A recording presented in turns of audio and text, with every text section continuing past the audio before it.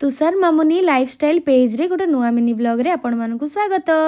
एठी आपण देखि पारुथिबे मु पैकिंग करछि काइना आपण बहुत सारा फोटो भी देखिथिबे जे आमे जाइथिलु बुलिबा पई। एई वीडियो रे म आपण मानकु सब किछि शेयर करबी आमे केमती गलु की गलु कोन खाइलु कोठी रहिलु बहुत किछि।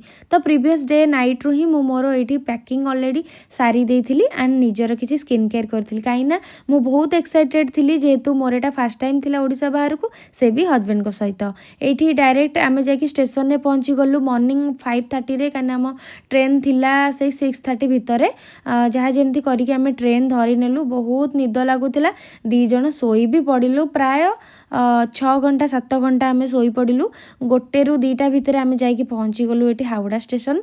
एठी आपण देखिया को देखुचंती कि आम सहित आउ 2 जण भी अछंती।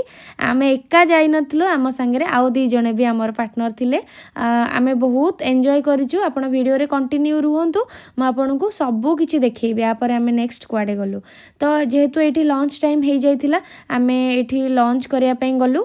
लंच रे आमे नॉर्मल एठी वेज मील ही खाइलु भात डाली तरकारी सलाड पापड़ ए सब काइना आकु आमे आउ 4-5 दिन पर्यंत खाई परिबु कि नाही जेहेतु आमर आपर बस बहुत लेट थिला 5:30 ରୁ 6:30 भितर थिला। तो आमे खाई के एठी गोटे जगह रे वेट करिछु।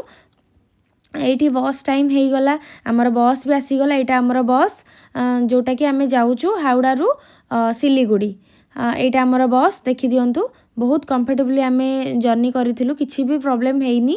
एंड सेठी जिबा पूर्वरु आमे ट्राई करिथिलु सेठिकार गोटे फेमस आइटम जोटा कि पिजुली संगे रे आचार रो गोटे चटपट आइटम बहुत भलो थिला। जदी आपण केबे आसुचंदी एटा निहाती ट्राई करिवे बहुत टेस्टी। आरे भितरे आम बस टाइम हेइ गला एंड बस भी फाइनली छाड़िला। मोर थिला विंडो सीट तो मु आराम से बसी कि मोर बाहर रो नजारा एन्जॉय करुथिली काना नेक्स्ट मु आउ एठी की केबे आसी परिबी न आसी परिबी। तो सेति पई मते जहा भी व्यू मिलुथला मु सब किछि एन्जॉय करुथिली। एंड सेठिकार कलकत्ता रो ट्रैफिक बहुत खराब बहुत ट्रैफिक जाम जहा जेमती हो बस हमर फाइनली छाड़िला।